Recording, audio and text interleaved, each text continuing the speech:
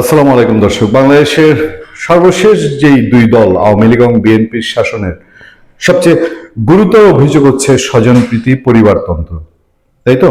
যে তারা সবকিছুর মধ্যেই স্বজনদেরকে ইনভলভ করতো। এটা একেবারে ধরেন সব বাহিনী, গুরুত্বপূর্ণ বাহিনীতে, গুরুত্বপূর্ণ পদে, সব জায়গায়। 5 আগস্ট 2024-এর পর এই যে নতুন বন্দোবস্তের যাত্রা শুরু হলো, এই নতুন বন্দোবস্তের যাত্রায় প্রফেসর ডক্টর মোহাম্মদ ইউনূস তিনি কি করলেন? তিনি ক্ষমতায় এসে তার এনজিও গ্রামীণ ব্যাংকের যারা হর্তাকর্তা তাদেরকে কেউ একজনকে স্বাস্থ্য উপদেষ্টা বানালেন, একজনকে বানালেন তার এলজিডি বিষয়ক উপদেষ্টা, যিনি 24 ঘন্টায় বলতে গেলে মানে সরকারি কাজে যত সময় ডক্টর ইউনূস যেদিকে যান, যেই দেশে যান, লামিয়া মোর্শেদ তার সঙ্গে আছেন। স্বাস্থ্য উপদেষ্টা নূরজাহান বেগম, তিনিও স্বাস্থ্যের কোনো সব সম্পর্কে জ্ঞান না থাকলেও তিনি স্বাস্থ্য উপদেষ্টার পদ জেকে বসে আছেন আজকে দীর্ঘদিন। তাদেরই সন্তানরা এনসিপি, হাসনাত আবদুল্লাহরা এদের সমালোচনা করে। এর বাইরে ডক্টর ইউনূসের গ্রামীণ ব্যাংকের আরো হর্তাকর্তা, তার পছন্দের দেশের বাইরে যাদেরকে চিনতেন, যাদের সঙ্গে তার এনজিও লেভেলে বিভিন্ন সময় কাজ করা হয়েছে, তাদেরকে দেশে এনে বসালেন গুরুত্বপূর্ণ পদে, কেউ সহকারী, কেউ বিশেষ সহকারী।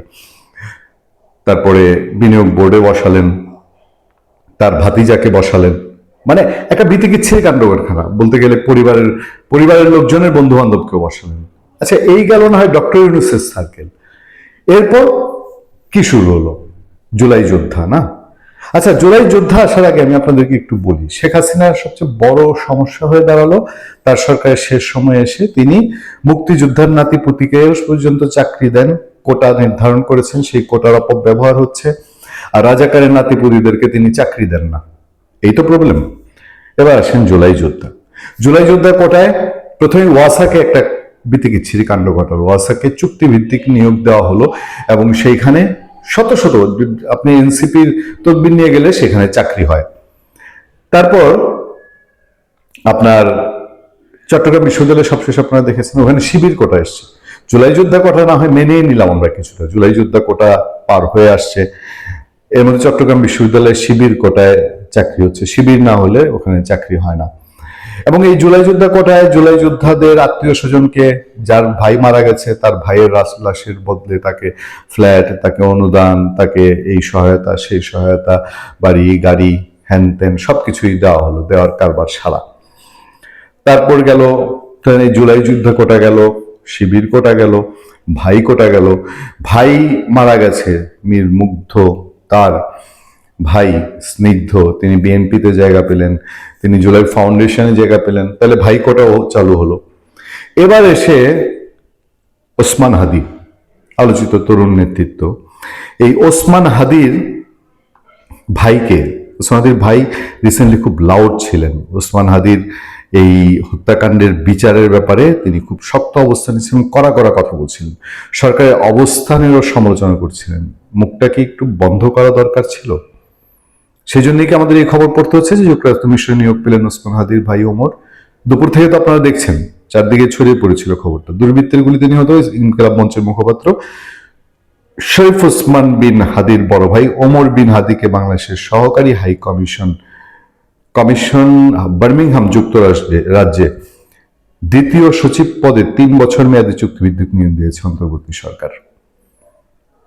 এটাকে আপনি কি বলবেন, কি দৃষ্টিতে দেখবেন? আরো খবর আছে, ওসমান হাদির ভাইকে নিয়োগ দেওয়ার ফলে একটা ইনডাইরেক্ট প্রতিক্রিয়া আছে ওসমান হাদির সেটা আমি আপনাদেরকে জানাবো।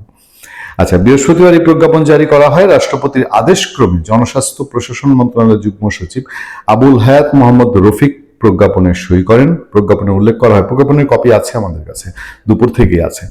নিয়োগকালীন সময়ে তিনি অন্য কোনো পেশা, ব্যবসা কিংবা সরকারি, আধা সরকারি বা বেসরকারি কোনো প্রতিষ্ঠান বা সংগঠনের সঙ্গে সম্পর্ক রাখতে পারবেন না। নিয়োগ সংক্রান্ত অন্যান্য শর্তাবলী সংশ্লিষ্ট চুক্তিপত্রের মাধ্যমে নির্ধারিত হবে, জনস্বার্থে আদেশ জারি করা হবে।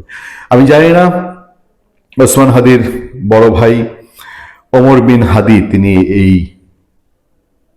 আকর্ষণীয় প্রস্তাব লুফে নেবেন কিনা। যেদিন তার আগের দিন আমরা আলোচনা করেছি, তার স্ত্রী অভিযোগ করেছিল একদিন আগে যে ইনকিলাব মঞ্চ চুপ কেন। ইনকিলাব মঞ্চ শুক্রবার দিন বিক্ষোভ মিছিল করেছে তার স্ত্রীর এই ফেসবুক পোস্টের পরে।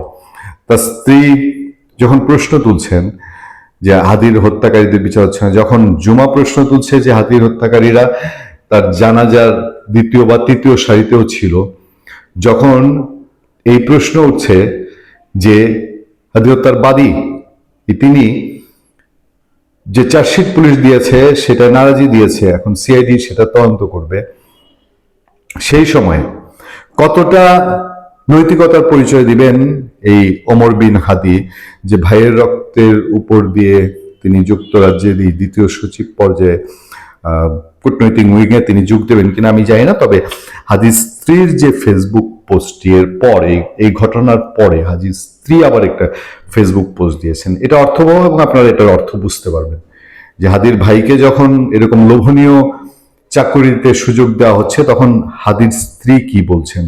হাদির স্ত্রীর কি কোনো আক্ষেপের আওয়াজ বা এমন কিছু যে এমন লোভের কিছু আমাদের দরকার নেই? দুর্বৃত্তদের গুলিতে নিহত শহীদ ওসমান হাদির স্ত্রী রাবেয়া ইসলাম শম্পা রাষ্ট্রের কাছে আবারও স্বামী হত্যার বিচার চাইলেন। শুক্রবার 16ই জানুয়ারি মানে দুপুরবেলায় যখন হাদির ভাইকে এইরকম একটা আকর্ষণীয় জায়গায় নিয়োগ দেওয়া হচ্ছে, তারপরে বিকেলে নিজের ফেসবুক আইডিতে নিয়ে একটি পোস্ট দিয়েছেন তিনি। ওই পোস্টে তিনি লিখেছেন, রাষ্ট্রের কাছে আমি এবং আমার সন্তানের একমাত্র দাবি, বলেননি আমি আমার পরিবার বা হাদির পরিবার হাদির ভাই একমাত্র দাবি, তা বলেননি, আমার স্বামী শহীদ ওসমান হাদির হত্যার বিচার। তিনি আরো লিখেন, জাগতিক সব চাওয়া পাওয়ার ঊর্ধ্বে ওসমান হাদির হত্যার ন্যায় বিচার। জাগতিক সব চাওয়া পাওয়ার ঊর্ধ্বে ওসমান হাদি হত্যার ন্যায় বিচার, মানে জাগতিক চাওয়ার মধ্যে তো ওই সচিব হব কি হব না, কূটনৈতিক উইংয়ে যুক্তরাজ্যে গিয়ে বিলাসবহুল জীবন কাটাবো কি কাটাবো না সেটাও নিশ্চয়ই পড়ে। যাই হোক, এই ধরনের এই বিষয়ে নিশ্চয়ই ভবিষ্যতেও মানুষকে বহু কিছু ভাবাবে। ভালো থাকবেন, সুস্থ থাকবেন। আপনাদের সাথে আমি আতিক রহমান, পূর্ণিয়া।